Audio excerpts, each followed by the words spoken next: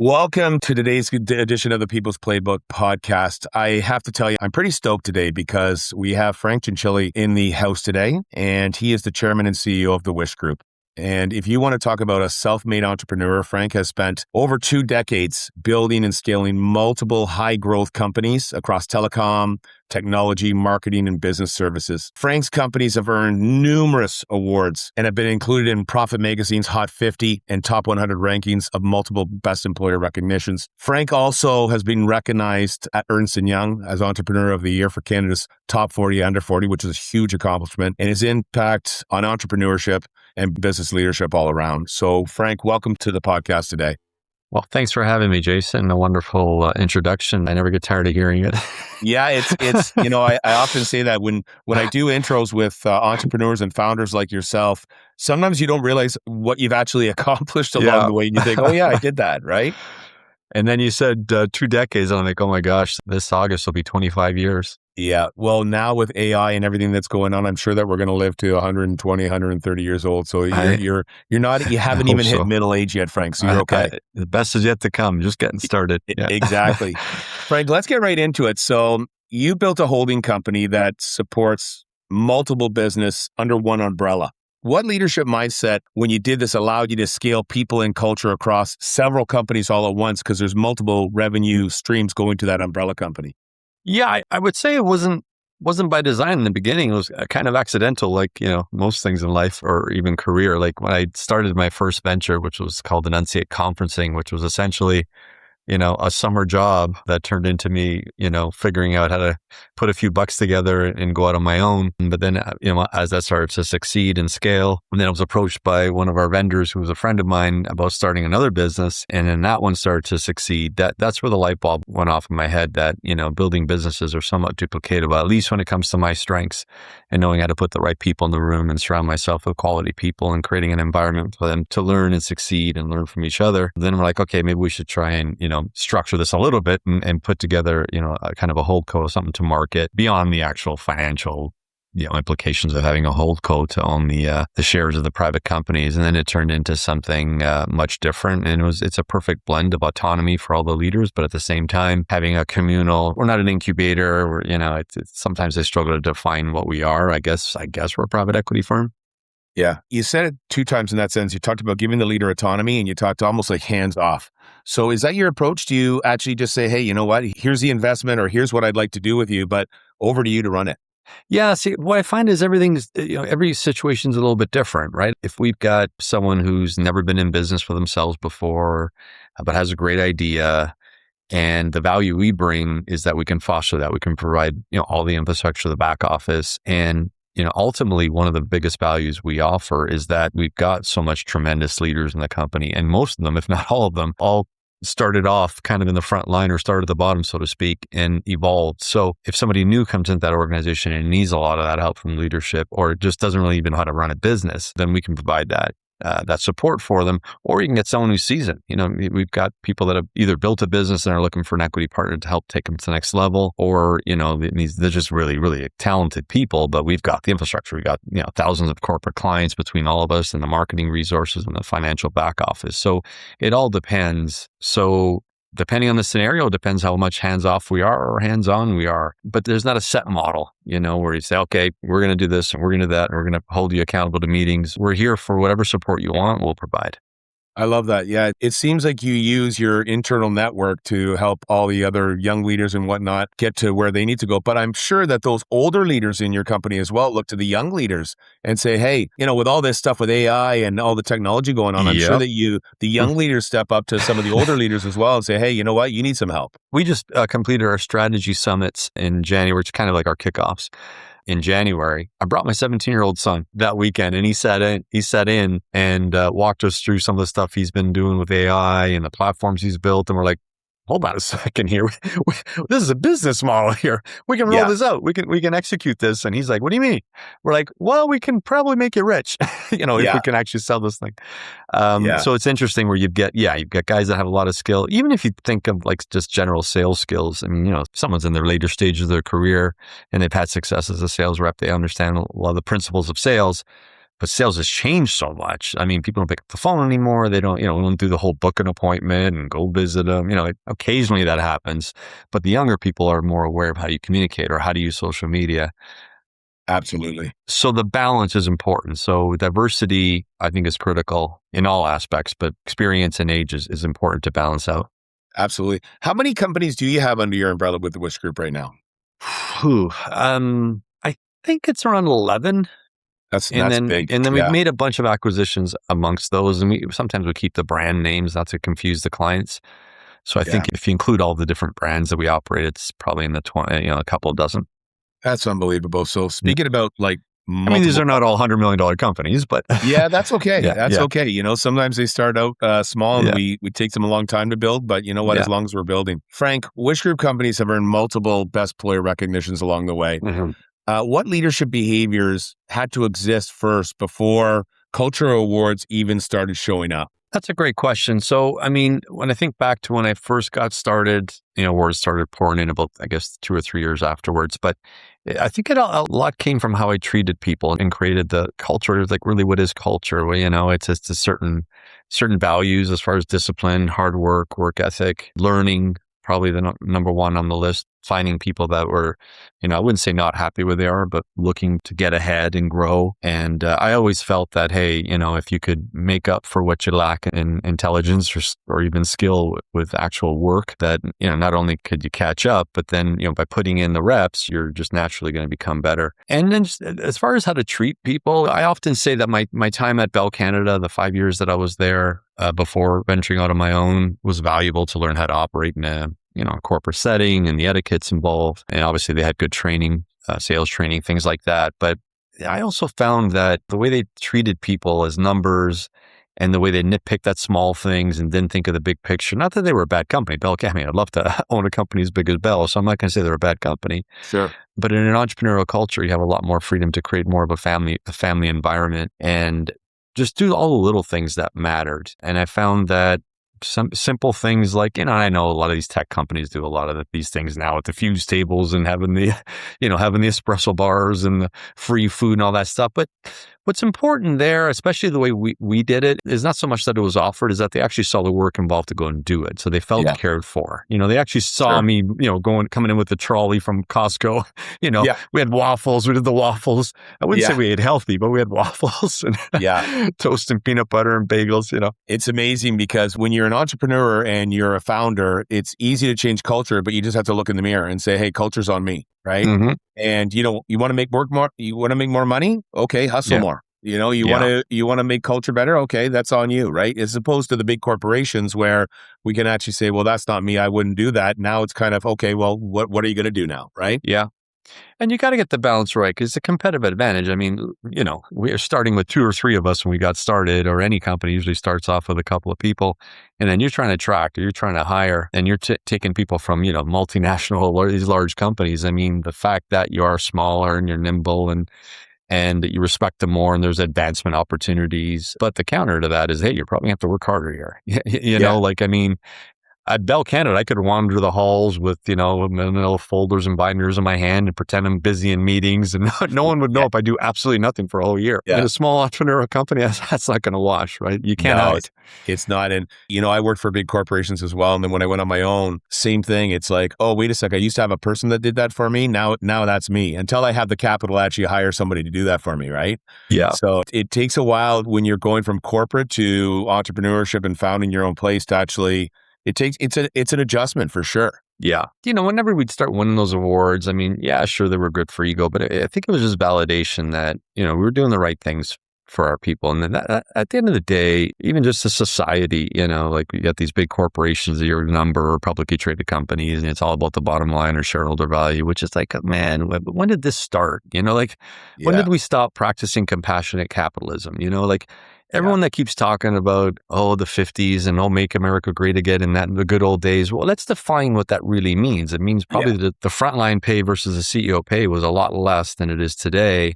And companies gave back, even if you look at what Henry Ford did, trying to create a utopian society, like they gave back to the communities that helped them grow. And these corporations that are always looking for tax loopholes and they're They're trying to just strip away all the money from their employees and pay them the least possible or offshore. So what? To buy $500 million yachts?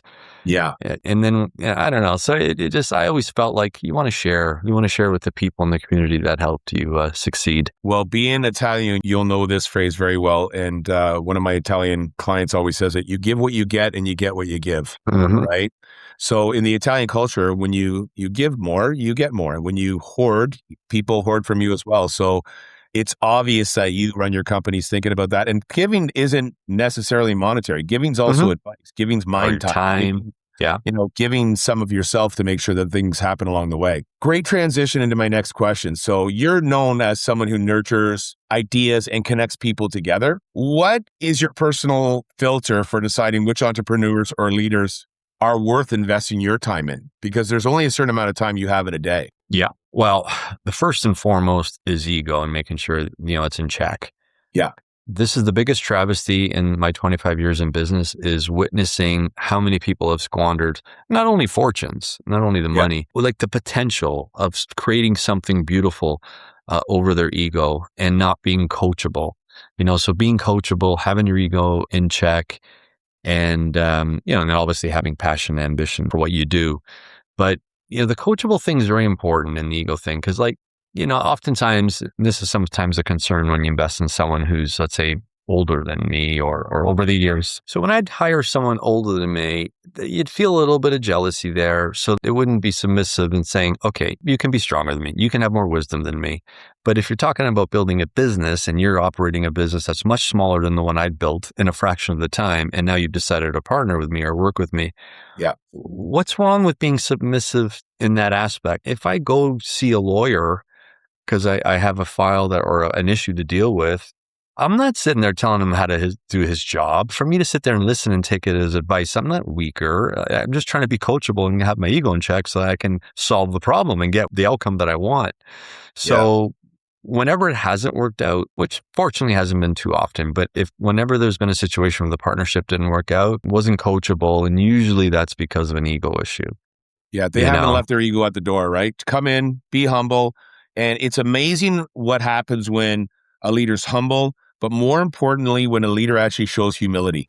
Yeah. Yeah. It's okay to say, I don't know. Well, if I partner with, I don't know, I have a couple of ad agencies, okay, they're more the traditional firms. So if all of a sudden I realize, oh my God, I got this young guy or this young group of guys, they got this dynamite, fast-growing social media agency, they've figured out, how to tap into that market, and I seek out a partnership with them. Well, what's the point if I get in the room and don't listen to a word they say about social media and tell them everything they're doing is wrong? Meanwhile, I've got a business that's not doing well that I realize needs to change. Like, it just makes no sense to me. Yeah. And I'm a nice guy. I don't cram anything down anybody's throat. I don't tell them they're wrong. That's very hard to correct. Unfortunately. It's hard to go back on that, right? Yeah. Yeah, because it's pride, I guess, maybe. I don't know. So definitely people that I feel like they really just like, what do I need to, the best words I like hearing, and this is what I say to people when I'm like, what do I need to do next? Yeah. What's the next step? Just tell me what to do. Yeah. And I don't understand it either, because I've read so many self-help books. So say, listen, decide where you want to be in life and then go seek someone else that's accomplished it, and then just shut up and listen, especially if they're going to give you the time. And why would you do that? If I want to add muscle mass and I want to get in shape, and there's a guy at the gym and he's built and he's a trainer and he's willing to help me, well, why would I resist and question everything he's saying? I've got no muscles and he's got lots. Exactly. Listen and learn. I love it. So, Franks, there are many people you deal with, and let's specifically talk about founders for a second, right? So a lot of founders are great at starting the company, building the company, but they struggle to become leaders. How do you actually help them build to be a better leader? And when you look at teams today, what leadership capability are you most proud of developing in others? Well, I would say like resiliency, right? Like, I love that. You got to have true grit, to make it. And there's a fine line between, never giving up and, where it doesn't make sense. But for the most part, the burn the bridges mentality, or it's like, we're going to succeed. The question is how quickly. Yes. And believing that and installing that is important, where if someone's got that self-doubt constantly, the team feels it. Like the greatest generals of all time, the whole burn the bridges thing, right? Like we're going to win. And I think I'm not saying that can't be developed, because it can, but usually you're kind of born with that, or not born, but it develops over time. That's why I see that in people that have played team sports or they're in competitive environments. So besides resiliency, the other thing that's very important that I like to see in the leadership team, and the biggest compliment I ever received, is when someone says, Frank, there's two different type of, let's say, business leaders or entrepreneurs. Are the ones, let's say they're both like flowers, a bouquet of flowers. There's some where it's just like that lone rose and they shine, the celebrity entrepreneur. And then there's the entrepreneurs where it's like they're a bouquet of flowers, where all the leaders are showcased.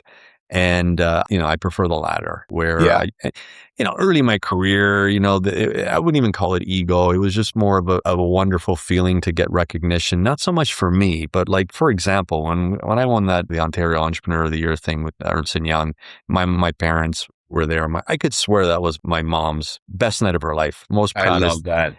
In some ways, because she was an entrepreneur, I feel even more than the birth of my children. Do you know what I mean? Like, It was just, I don't know that. So obviously that feels really great.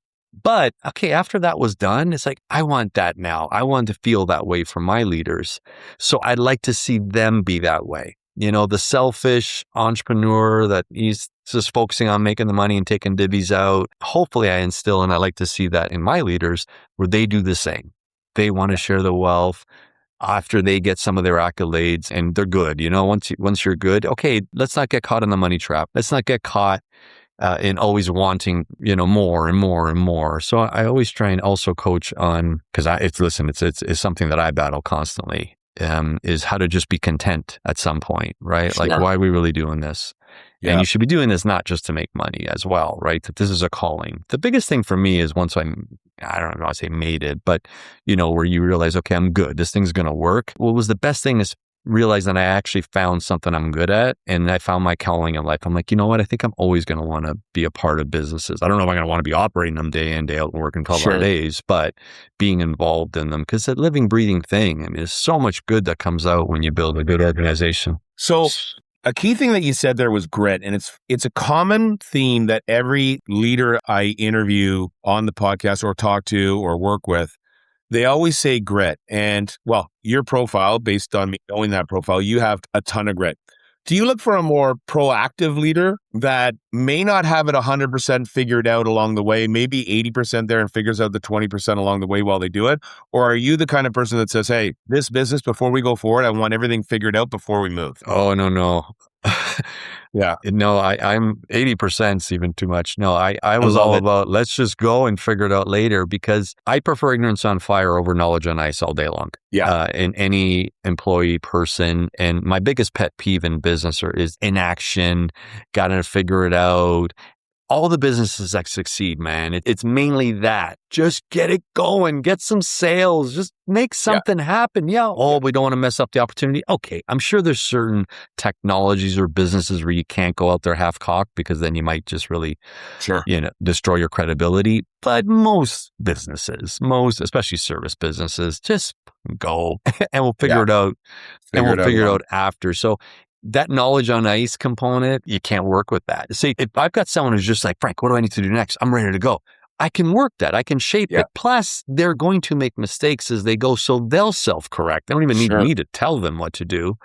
Versus if someone just doesn't want to do the work, I got to be Anthony Robbins every day. I got to try and motivate them. No, don't get me wrong.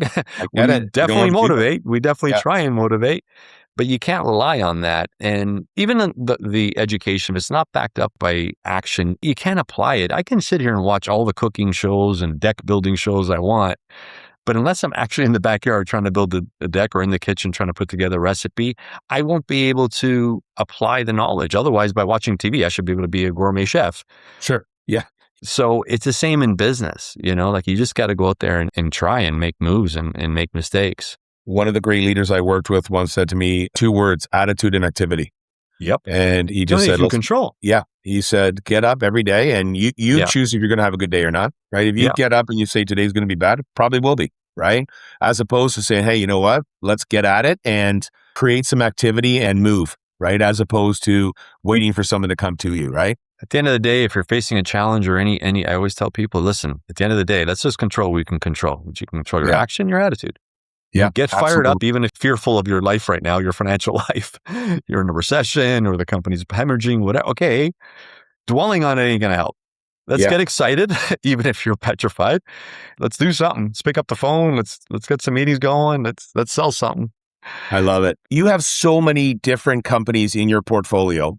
How do you actually create that shared culture with the companies being so different along the way? Yeah, actually, that's one of the most challenging part. Not so much, because they're different industries. I mean, there's some kind of real different ones, but it's the type of people that the industry attracts. When you have a team of coders in a tech company, that can be totally different than, say, a team of recruiters in a staffing business. And it's totally different than, our CPG business, when we're out there dealing with grocery stores or what have you. So, but, at the end of the day, though, the shared vision and the values and the power of the leveraging is what kind of keeps it all together. Yeah, it makes so much sense. You talk often about the bootstrap path rather than relying on the venture capital. I think that's what you meant earlier when you were talking about grit and persistency. Am I correct in that? Yeah. Okay, good. Yeah, because I just think that's probably why, based on your profile, where you are as opposed to where others have been along the way. As your companies grew, because there's always a moment, what was the moment that you realized your leadership style needed to evolve for the organization to keep scaling? Because you probably started with one and then, you did well, you sold it, and then you started investing. What was that moment where you said, I think I got to change things a little bit personally just to make sure I could keep this thing on the rails and keep going? Yeah, two components there. I think actually operating a business, I learned pretty quickly because fortunately the first business did scale pretty quick as far as, revenues and people. So, by 10th employer, certainly at 50, your behavior has to change versus when you were smaller, 100. One of the big things I always liked, I like to meet everyone before they actually joined the company, whether it was part of the interview process or once they were picked. At 100, that became really, really challenging, especially with travel. So you have to adjust. You have to learn to trust your leaders, a lot more. I can't micromanage every step of the way, with 100 plus employees that you can with 10 or 20. And then the same thing would happen when it became more of a leading leaders thing. So now, okay, you've got a president of a company and you're really just dealing with that person.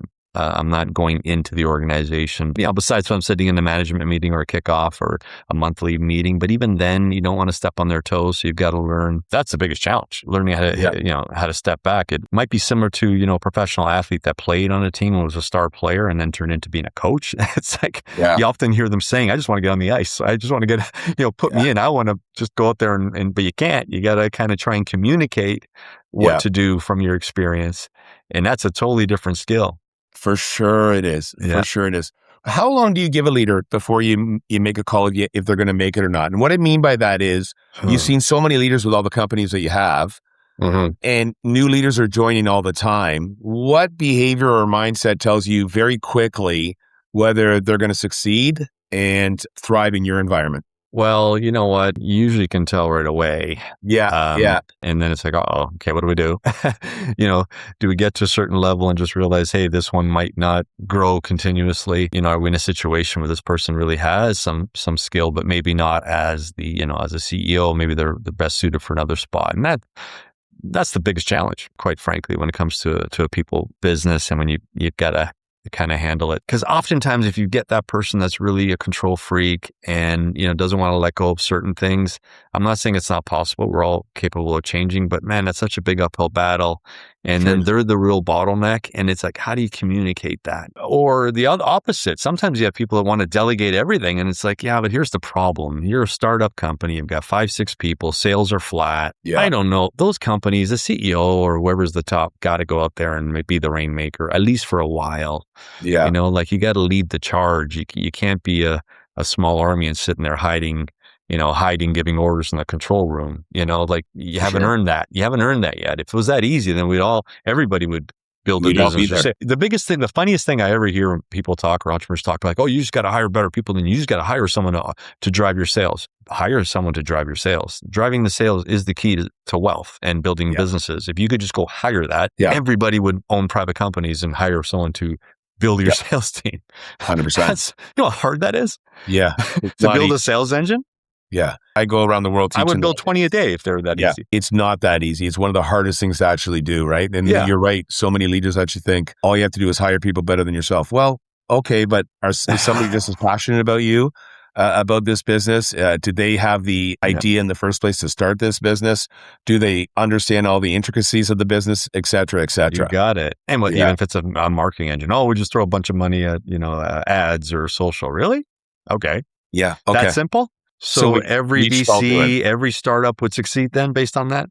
Yeah, exactly. Exactly. When you look at the leaders within your organization, after decades of seeing leaders and building companies, what leadership habit do you believe separates long-term builders from short-term opportunists? Oh, I think it's the ones that it becomes their life purpose as well. It's not really for the money. Not to say that I haven't worked with people that want to get in and kind of, use it as a means to potentially exit or make some money and then just, live, Sure. do what they want. That doesn't mean that can't work.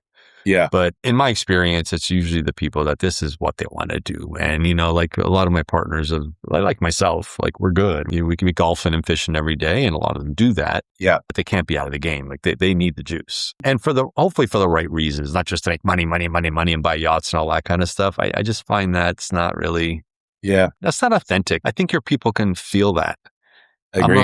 And then how do you do that? How do you driving to work with Lamborghinis and they know you're on yachts and I don't know how to build that kind of culture unless you're already a larger company, which we're not. We're, we have some 9-figure businesses, but we don't have multi-billion-dollar multinational publicly traded companies, right? It's a little bit different there. I mean, if Elon Musk is on a rocket ship, fine, as people get it, but you're 20 to 50 employees and you're out there grinding and have a good, nice, profitable business. But if it's all money motivated, I don't know how you get a dedicated team. I don't know how you get people to fight and really want to take care of your customers. I agree. There has to be a common. It's like when I play on my men's league ice hockey team. We play as if we're playing for the Stanley Cup. Yeah. I know it's absurd. Otherwise, just exercise. Yeah, exercise is nice too. But I mean, we want to compete. That's part of the fun. We want to compete. It's fun. I say to my boys all the time, I say, compete. Yeah. And there's a scoreboard for a reason, right? So there's a scoreboard, not because they think it's going to be a 0-0 game, because, hey, at the end of the day, have fun, but compete, right? Don't go, you don't just go for a little casual skate, get in there and try to play the game. Right? Play the game. Frank, I got 2 more questions for you because you've been more than generous with your time today. And I just want to finish this up with 2 questions. So if somebody actually left the company, Wish Group, after several years, what kind of leader would you actually hope they have become because they have worked with you? Well, first and foremost, I always say, and I've always said this from day one, 25 years ago, when I talked to the team, is that the only way I'm really happy that you'd leave Wish is if, to start your own business or get in business for yourself, or at least lead somewhere that, you can be very passionate about and you can kind of pay it forward. Sure. And, I always want, maybe it's ego, maybe it's just, but I always like thinking that if someone, 10 or 20 years down the road became very successful and was a great leader somewhere else, that they'd look back at their time at Wish and say, that was one of the main reasons why, I found success, or we're most proud of the people that had no entrepreneurial aspirations, but being part of this culture, all of a sudden was like, I can be in business myself. I can do this. So I'd love to see them have that same spirit of paying it forward, of sharing, their success with their people as well.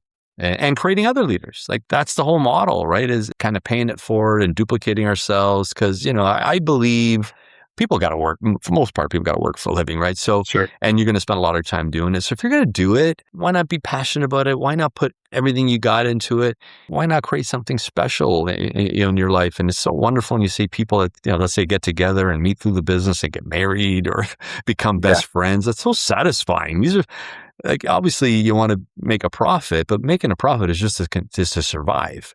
Yeah. But there's so many other benefits. And so in my case, the more people that move on and become leaders and create employment and create other powerful messages, it's a butterfly effect, I guess, or a ripple effect. Yeah. There's very few great leaders, and you're falling into that category just based on your answers. There's many bad leaders, right, that are selfish. And I have to tell you, I hope you never retire because, and I know your profile. I don't think you will retire ever. Just have a strong belief in that. It does. Most days it doesn't feel like work. Yeah, exactly. And I call that better work, better world, meaning it doesn't feel like work to you, right? It basically feels like, hey, this is pretty cool what I'm doing and how my life's ending up.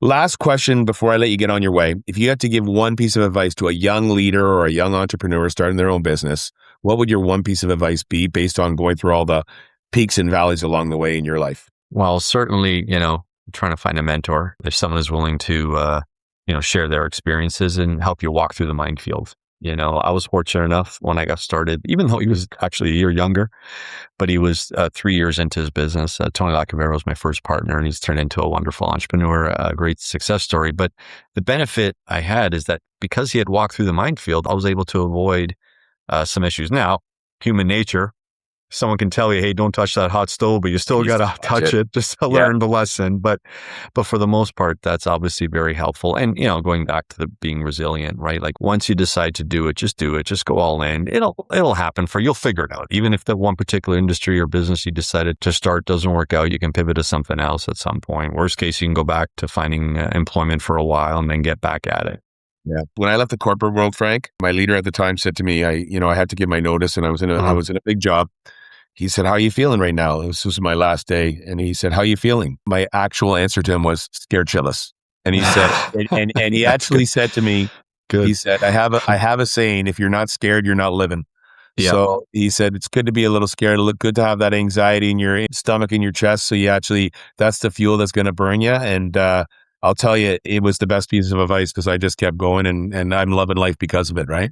It's never comfortable, but I hear that often. I hear that even with performers, right? You get some of the best performers, musicians, the comedians, and when they're asked that, they're like, "No, I'm nervous before every show, every time." Yeah, and they've done it 1,000 times. Learning to embrace it the same way you embrace a roller coaster. Every time I I hate going on rides, but I still do them. And then that anxiety and that fear, and it's just okay, we're not really going to die, or odds are we're not going to die. So learn to love it to some extent. What a great club. And getting out of your comfort zone is where growth is too, right? Like I tell people, it's a double-edged sword when you find some success and you want to keep working. The good days are amazing. They're still exciting, but the bad days are tricky because you're like, what do I need to do this for? Like, why? I know you're getting into some legal battle, or, oh my God, I got to fire someone today. Who the heck wants to fire someone, right? Like after you've been in business for 25 years and you could be retired. But at the same time, that's where the growth happens. And I think we're happiest when we're growing. Yeah, I agree, my friend. With that, Frank, thank you for your time today. You were very, very generous with it. I know you have so many companies to kind of check in on and whatnot. So thanks for giving us some of your time today. And I look forward just to seeing what you're going to buy next, what you're going to invest in next, and have many cool conversations along the way. If you love that session and that conversation as much as I did, would love to have you join our People Playbook community in the link below.